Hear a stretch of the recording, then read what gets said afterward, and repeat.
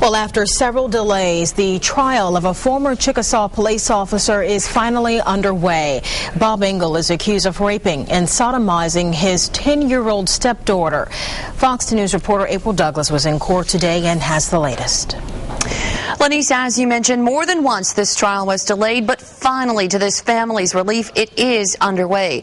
Now, this is a tricky case. Not only does it deal with a very sensitive subject, the alleged sexual abuse of a child, but the victim was killed.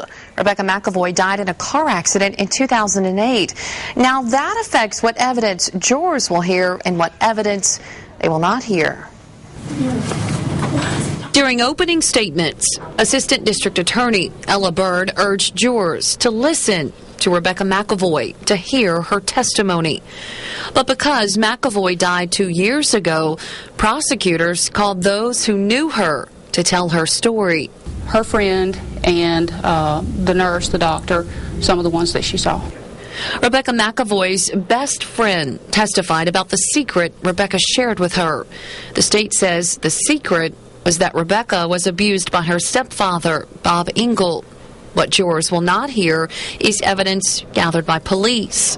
The law guarantees a defendant's right to cross-examine a witness, and since Rebecca died before the case could go to trial, Judge Michael Youngpeter ruled that evidence couldn't be used. A lot of the legal argument has been the testimony, whether it's testimonial or non-testimonial in nature, and that hinges on a legal argument. Defense attorney Michael Harbin argued the burden of proof is on the state. He told jurors if it looks like Engel might have done something or could have, that's not enough to find him guilty. Now, the state also called McEvoy's sister to the stand. She testified that Rebecca told her about the abuse. The sister also testified that she met a man online who turned out to be a sex offender, but he was never alone with Rebecca.